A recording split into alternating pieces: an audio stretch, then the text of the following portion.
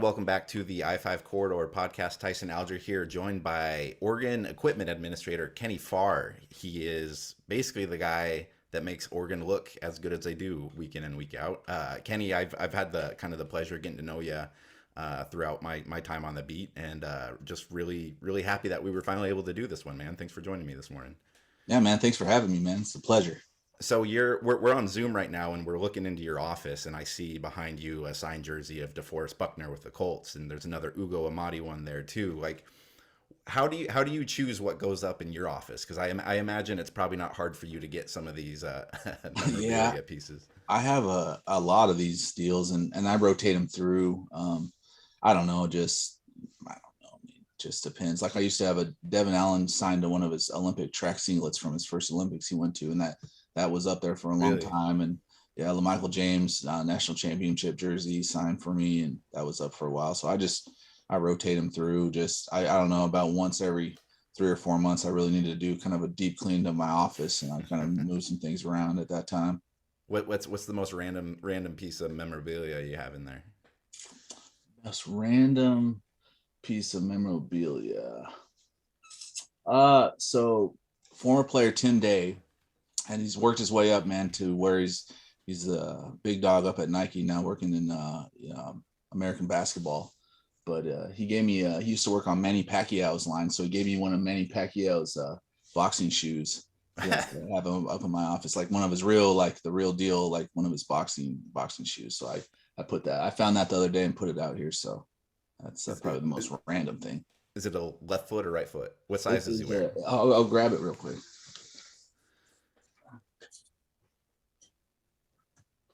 It's a it's a right foot. That's awesome. Yeah. So Tim Day gave me this way back when he was on his way up. But yeah, so Is your do you have like memorabilia in your house too, or do you have like the now separation between between church and state here? I always my dream is to have like a big like man cave area, like a basement that I could do that. But I have 3 young kids, so and a beautiful wife, and so I that kind of the my office is kind of my man cave. That's where I kind of have all my memorabilia. I have a lot of stuff in my garage, just hasn't made it to the house yet and on the walls or anything. So you've been the equipment administrator since, or you've been on staff since 2007, is that right? Well, yeah, I started actually in '08, and I actually came back here for basketball. I really started. I was a student manager here for 5 years, from '97 through '02. So I had a great run there with all my guys, and then came back in '08 when they brought baseball back, and did that for a full season, and then moved over to football full time. Okay. Yeah. So I actually screwed up then, because then when I sent out the questionnaire about your career, I said you had been at Oregon for 3 decades, but you're well into your fourth here now, man. Well, yeah, with a little gap in there, but yeah, yep, man. So we're yeah, '90s. Yeah, here we are, man. Still at it. So Well, I mean, this may seem stupid, but just like what's the biggest change in the job that this position holds from 22 now to back when you first started? well, obviously the staffs are much larger than they used to be. Recruiting's obviously changed tremendously as far as the demand of this job, and when it goes into recruiting and all the photo shoots and that kind of stuff, and obviously the facilities. We used to, back when we first started here, we practiced across the street, and there was no mow. Everything was a parking lot, and so it was a much simpler time. Back then, the stadium hadn't been expanded yet, so it's I've seen quite a few changes in my time. Where what was the equipment room like back then? Much different. So it's man, it wasn't big enough to hold all of the equipment. We were, when we kind of started expanding things and going to multiple helmets and jerseys, it wasn't built for that kind of storage. So we used to have all these like big, like 40-foot storage pods. We had like 20 of them around Autzen where we'd store stuff, and that wasn't the most efficient way of doing it, but it's what we had to do to kind of store all the jerseys and helmets and everything that we needed. And then, it's like go out to, storage pod 8 today and get, whatever it was for that week. So when we were fortunate enough to get this building, this new one we're in, it was nice to get everything under one roof for sure. I imagine that got more complicated in the kind of the late 90s when you guys did make the switch to, hey, Yeah. we are going to be the uniform school. We're going to have all these combos. Like, where does everything go? Yeah. And that actually kind of really more the really expansion of the helmets. That was during that gap when I wasn't here. So, Pat Conrad and Brett Moyer and those guys that were here at that time, those guys who kind of had to deal with that and kind of start that transition. And obviously, as we've expanded even more than that, since my tenure, it's they keep me busy around here. That's for sure. Well, I was just about to say, you guys had like the surplus sale this Yeah. past weekend, Yep. and I imagine that's a whole different beast than it probably was 20 years ago too. Yeah, for sure. I mean, and especially when you haven't had it for 3 years because of COVID, then you really are sitting on a lot of stuff and need to free up some space. So, we're trying to, get that stuff out of here, get it to our wonderful fans and season ticket holders and DAF donors and just anybody that wants to stop by and get some stuff. We're thankful for those people that come by.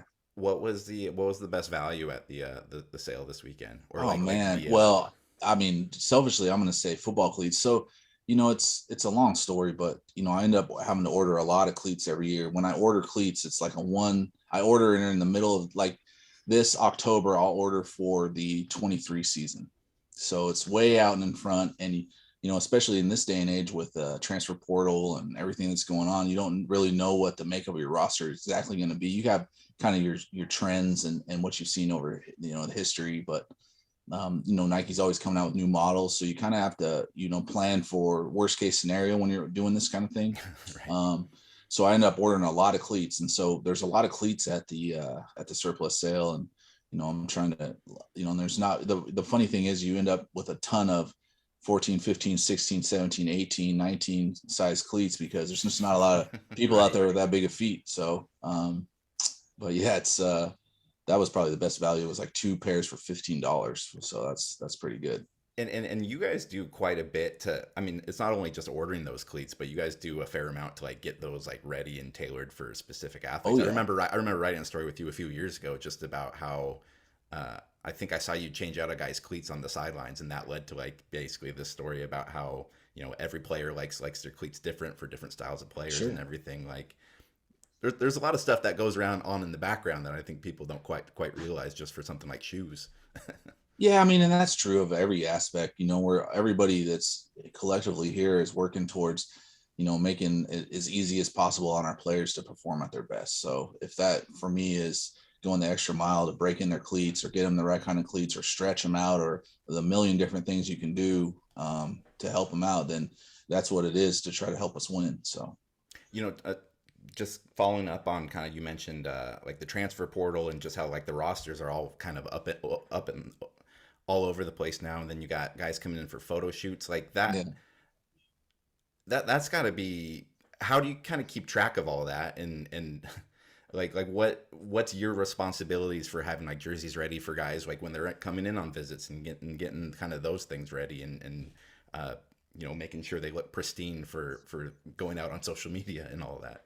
I mean, it's a lot. We have an awesome recruiting staff, and those guys, we work really, really closely together. I get all their sizes in advance, and some of these guys have been here 2, 3, 4, 5. I think Seven McGee did like 7 or 8 photo shoots here. So Yeah. by the end of his photo shoot, like he would come in and I would just take him upstairs and just let him start picking stuff out because he'd already worn so many things. I was like, listen, we're just we'll make something up here. But How much does that change for you? Because then I imagine you probably know these guys a little bit better than you yeah, did oh in the yeah. past coming into. Yeah, I mean, that's awesome. You know what I mean? Just, my job's really a lot about, building trust with these guys that, they can come in here and be honest and, I can help them if something's bothering them, equipment related. I can, they can come and I'm approachable and somebody that they can come and we can try to come to some kind of a solution. But, and that's it. That's really it. My job is sometimes it's a little bit like team psychologist because, I'm not a coach. So I'm in a different building than the football staff. So I get a lot of the players in here and we just, talking about life and, the challenges that they're going through as 18 to 22-year-old young men that are superstars in a medium-sized city of Eugene, Oregon. So, but as far as the first question, yeah, the recruiting staff here does a great job. I try to get all the sizes that, all their sizes and have it pre-built for them. And, really I want a visitor to our campus to be smooth and efficient. I don't want them to go upstairs and, and wait on me to put a whole uniform together. So I just try to have it ready for them in advance and ask all the right questions and make it, let them wear whatever they want to wear. Obviously that's, if you get some really big guy and that wears number 5 in high school, and I might not have a number 5 jersey that big, but try to accommodate the best I can so that they, that my piece of the recruiting visit is, they feel really good about it, and it's something different than they're seeing at other schools. Being that person that's in that position where you are in the different building, you have been here for a few decades now. Like, how has your ability to kind of take on that role with players different than when you started? And I imagine that's something that is probably pretty invaluable for the team. Like when you go through a period like December where it's a complete wholesale Yep. changeover, and just to have a familiar face around, I imagine is huge for some guys. I think, that's just kind of who I am as a person. And, that's been, I've been fortunate to have, the platform to do that, and the guys that trust me and come in here and, want to chop it up with me a little bit and get to know them. And, it's really about their families and getting to know their families on the recruiting process too. So, when life's happening for them, you got other connections and you can help, these young guys navigate through life. But, it's just, I think, as, this generation's evolving, and there's just so much pressures and social media and all this kind of stuff that, just having somebody that, they can come in and talk to and listen, will listen to them is invaluable to them. What's it like for you getting used to a new coaching staff? I was reading about a 13-year-old Daily Emerald story about when Chip Kelly started, and you guys were basically the lead of it was you getting yelled at by Chip because you guys weren't getting out there fast enough. Yeah. I imagine it takes a little bit of time just to like nail down every coach's like idiosyncracies and Sure. tendencies as you're getting going. Yeah. I mean, it's there's some long days, and it was I think a lot harder, many years back when, I've been doing this for a long time now, and I think this is my 6th head coach. Coach Lanning is. So I've seen, a lot of different stuff. I've had a lot of different coaches. So you kind of seen most of, what you're going to see. But, like I try to preach to my students and the guys that work for me, it's like first impressions mean a lot. So we're going to go out of our way to try to provide the perfect service for them and the best that we can, and learn what they like and work really hard and try to be a strength and, something that they're like, man, these guys really, really, really, care factor is really high, and we're going to do an outstanding job for us. So, that's really what, you kind of coach, and you kind of just manage it day by day and hour by hour, and just try to, educate them on, what's available and what we can do at Oregon. And, I'm at a place like Oregon. So, most of these coaches that come here from other places are like ecstatic because, Right. the things that we can offer them here, so that's, for me, that obviously is a bonus for me versus like somebody that's going from Oregon to another school and they're like, well, Right. so. Yeah. Of those 6 coaches, like who took the most interest in kind of the apparel side of things, or just like the uniforms or the Oregon-ness of it?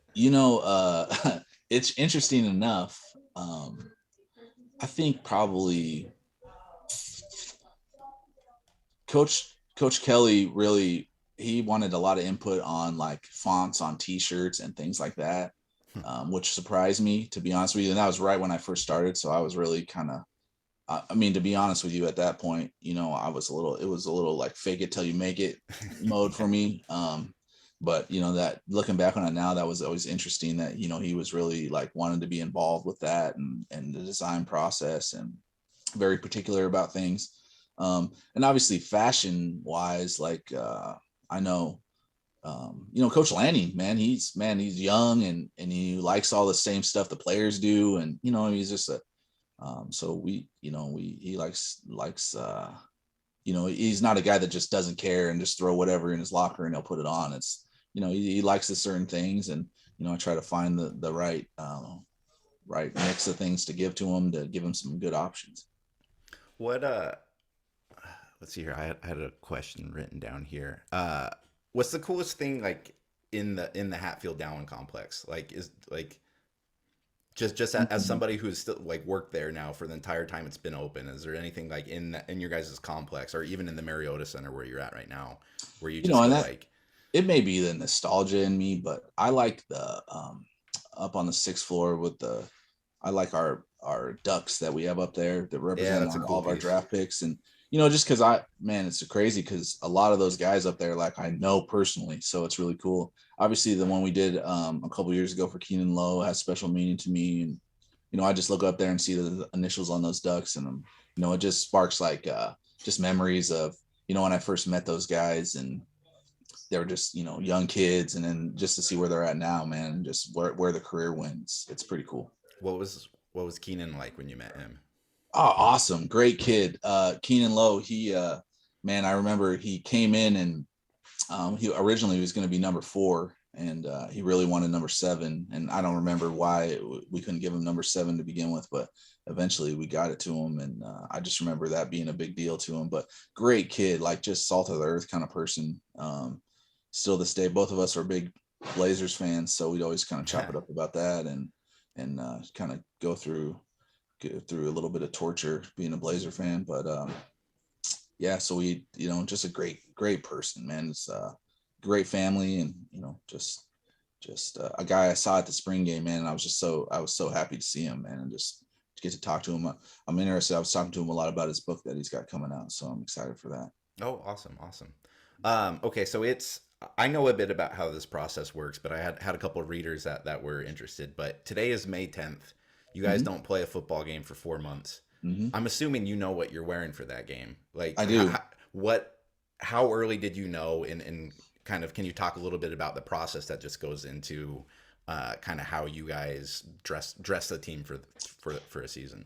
Well, it's kind of it's been a few different ways we've done it, but we've kind of gotten to this rhythm now where we used to manage it a little more game by game, and um, Casey, our golf coach, would help Coach Kelly, and he'd throw out ideas and we'd pick things back in the day. And then we've gone to a kind of a cadence where we will script out the whole season. So, interesting enough, we just met last week, me and 3 players on our team, and we kind of just laid out all the stuff we have and just started picking game by game what we wanted to wear. And the strategy of doing that is you try to, I guess we kind of attack like what we felt like were the bigger games first, and then we kind of filled in the rest and tried not to wear stuff back to back. And yeah, so there's an art to it. And then from there we'll make like a presentation of it with all of it kind of mapped out on the actual um, just a printed out copy of a football player wearing all the different colors, and then present that to Coach Lanning and get his okay. And then at that point we can let retail know like, hey, this is what color the fans are going to wear this game, and try to synchronize everything like that. So Do you guys leave yourself, you kind of said scripting it out, like any good offensive coordinator, you should probably have some flexibility in there if things aren't going well. Like, so let's say you guys are on like a 5 game losing streak sure. and you're scheduled to wear pink the next week or Yeah. something like crazy. Like, do you guys have like some sort of flexibility built in there, or is it uh, pretty i mean solid? I mean, yeah, of course, like it's always at the whatever the head coach wants to do, we're at the mercy of that. So, and rightfully so. So, we haven't actually ran into that too many times. There has been a few times where, we'll get a request in the season where a team wants to wear white uniforms at home. And so, all right, that changes it up a little bit, but it's, yeah, so it's, it is what it is. That one just kind of follows up. Alec, a reader, asked a question. He wrote leading up to the 2020 Rose Bowl, there seemed to be a lot of rumors, indications that they were going to wear the '94 throwbacks again for the 25th anniversary.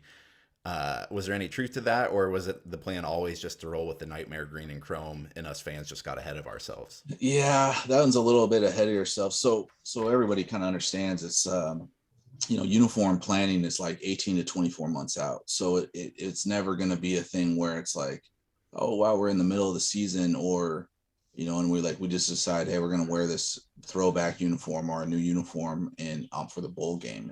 Those things are planned, 2 years out. So it's um, so I wish it was that easy. It'd be a lot of fun if I could do it like that. Well, especially because I think you're pretty fond of those uniforms too, Oh aren't you? yeah, oh yeah. I mean, I've been here for a long time, so of Yeah. course it takes me back to my old days. Uh, Sticking on the Rose Bowl, one of my favorite stories you've told me was when you guys debuted your chrome helmets at the Rose Bowl, Hmm. and you weren't you pretty worried about blinding the referees? Man, it wasn't even just that. So when we wear tested those helmets, so we obviously had that planned, and we we had seen samples of the helmet, and it was super exciting because it was kind of new and nobody had done that before. And when we took it outside, and we're like, wow, this is pretty cool. It was like I don't know, September, October, Eugene, Oregon day, and it was totally overcast. So I was like, wow, this thing is sweet and looks good. And then, when we're going out on the morning of the Rose Bowl, I'm looking and there's not like a cloud in the sky. So I'm like, man, like, I don't know, you know what I mean? And not even just the referees, but it was like even our own players. I'm like, man, we're like walking around with like, you got all these mirrors all over the field. And but it worked out all right. Luckily, the good thing is I was more worried about too was, Coach Bielema at Wisconsin being like really making like a big fuss about it. And the worry I had was like we didn't have like a backup set of game helmets there, so if it would have been an issue, we would have had to wear our practice helmets in the Rose Bowl, which that would have been a little rough. I got to be honest with you. I wrote a story a few years ago. It was about kind of like the era of uniforms you guys were in with like the Cristobal Taggart era, and you guys talked about how they were like a little bit more simplifying it than it had been in the past. Is that the era you guys are still in, or how would you describe like what I don't think so.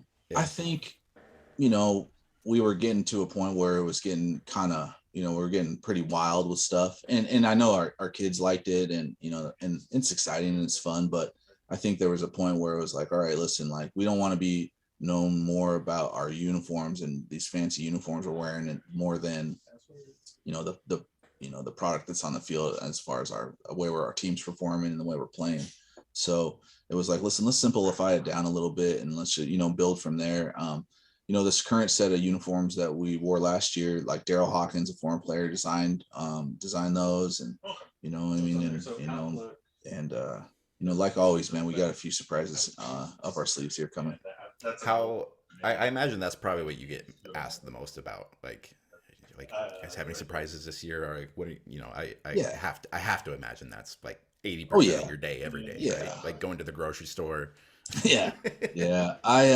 We always try to do something, that's for sure. So it's yeah, we have a good time though. But we were working on a couple things. How often do players how often do you run into like when guys like alter uniforms, like either like cutting them or just kind of I mean, every once in a while, but honestly, we have like a really good culture about that. Like when the team's supposed to wear yellow cleats, everybody wears yellow cleats. You don't have and it's kind of permeated even like our basketball team. I watch our men's basketball team, like I see a lot of other teams, and or even in the NBA, and it's like when guys wearing like red cleat or red shoes, and another guy's wearing yellow, and another guy's wearing white, and kind of being their individual selves. But we just have a culture here where guys wear, they have a lot of options, and it looks the best the way that it's designed to be worn. So our culture is guys really kind of comply with that. I had somebody who worked in the building, not in your specific building, but on the Oregon campus for a very long time, tell me that I had to ask you about a certain Darren Thomas wardrobe malfunction in 2010 against Washington State. So I can't. Yeah, that's I shouldn't tell that story, man. DT is my guy. So, but Nate Costa saved the day on that one for us up in Pullman one time. So, but DT, man, he's a great player here. Unbelievable player. Actually, I want to go into that. Like DT, I feel like is one of the players that gets like probably most like lost in the mix of like when people are like rattling off like the great Oregon players from like the last 10, Sure. 20 years, or like even quarterbacks per se. Sure. It's what do you have a few players like that were just like some of your personal favorites that have kind of like stand out to you, or just even like not even from an equipment side, but just like, man, you've had a really good seat to watch in Oregon football Oh for the yeah. last 20 years. Like who's been your favorite guys to watch? Man, that's a tough question. So maybe guys that I don't know that probably didn't get as much of the hype as other guys did. But man, I used to really love watching Nick Reed play football. He was really great player. Wasn't the biggest guy, and but just played the right way and was a great player. Um, John Boyette, I used to really love John Boyette. He was a great player for us. Man, I used to like watching John Boyette play football.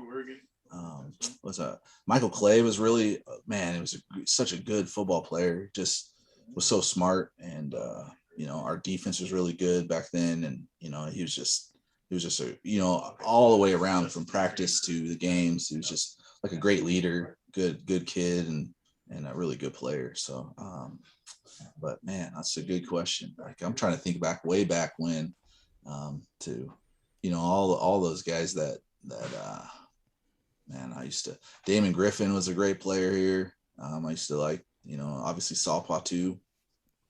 So man, there's a long list of them, and I'm probably missing a bunch of them. Obviously, I am, but those are just a few guys I think of. What's like the wildest uniform combo that didn't make it to the table? One time we were gonna do a one time we were gonna do a spring game. We used to do like a spring game, like military. Right. We always do like a military thing. And one time we were gonna do one that was like it was almost like a tie dye, and I was like, I don't know. And it would end up being like the military against like the hippies. It was like maybe that's not such a good option. So we didn't end up doing that one. But yeah, I don't know. Yeah, there's been a few over the years. We tried to, not everything goes together. Like people can be like, oh, you got 6 helmets and you got 6 pants and 6 jerseys and you can mix them all together, but it really doesn't work like that. Like some things it just doesn't look right. So, and I always tell our guys, like, I'd rather wear something that looks really good twice than I would to wear something different just to be different every week. Like some things it's like, I don't know, man.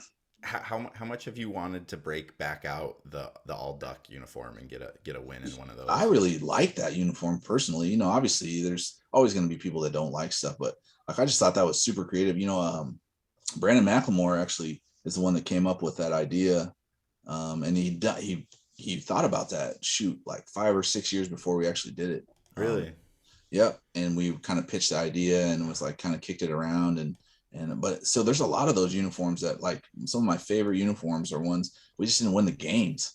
So it's like tough because you're like, man, unfortunately. That's well, because you used to have the Michael James one that you had framed in Yeah. your office. Was that the championship game, or Yeah, was that BCS. or was that the Auburn one afterwards?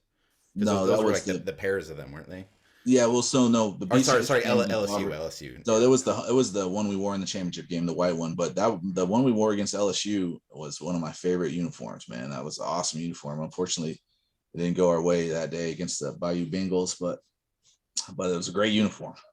It's a great uniform. What are you watching for on the sidelines? And I asked that just because I think it was the Pac-12 title game a few years ago where Cristobal broke a headset, and like I think I've been watching a lot of F1 racing lately, and it felt like the pit stop guy is like switching that out really quickly. Like how do you monitor like where your responsibilities are supposed to be at any given time? I mean, it's just paying attention. To be honest with you, it's during the game is actually probably the easiest part. Obviously you have your responsibilities and things you need to do, and when somebody needs something during the game, it's probably an emergency, so you got to be on it. But that doesn't happen all the time. So a lot of it is me. I'm not very tall, so standing on a bench trying to watch a little bit of the game, and just be observant and paying attention, and helping out wherever I can. Really the hard work for me and my guys is before the game and after the game. During the game, it's like I said, it's more of a, we have our jobs we got to do in between series with our position groups, or if a head coach breaks a headset, you got to go run and get one of those. But yeah, just being observant and doing this for a long time, so you kind of see things happening, before they really do. So what keeps you in this job? You like, as you've said, you've done it a long time. Like why? Like what's your motivation? I just feel like it's a privilege, honestly. Like it's not really about me. Like I got some wise words a long time ago that I always kind of taken to heart, and it was that I need the team way more than the team needs me. So, I just appreciate the opportunity that I have to be here at a place like Oregon. And I don't know if I would have the same desires if I was at a different school, to be honest with you. Just I really care about Oregon, like in Oregon football. So that's why, I'm not moved at all when, things happen in college football these days. Coaches leave and players transfer and things happen, but it's like, I'm just like Oregon Pierce.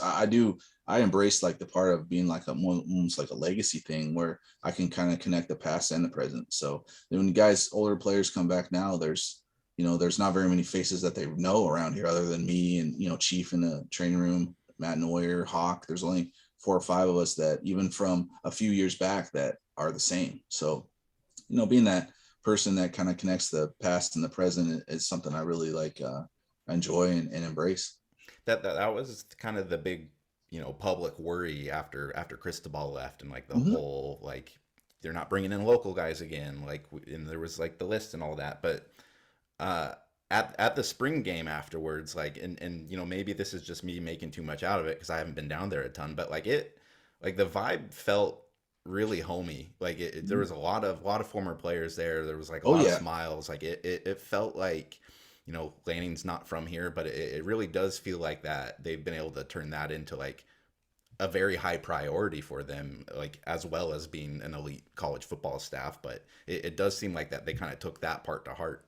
Oh, absolutely. Big effort, to, even including me to like personally call guys and invite them and let them know that we want them back here, and want them around and want them around our players. And, just to kind of give them their flowers, a little bit of, just to thank them and invite them back. And that's one of the most rewarding parts of my job is, I see these guys when they're 18 and get to watch them kind of grow up. And then I'll see guys come back 5, 6, 7, 10 years later and they got families and, they're just appreciative of their time here and the experience, that they had here. And, it's just awesome to see guys grow up and become, fathers and successful in whatever they're doing. And just to see the whole story kind of unfolding.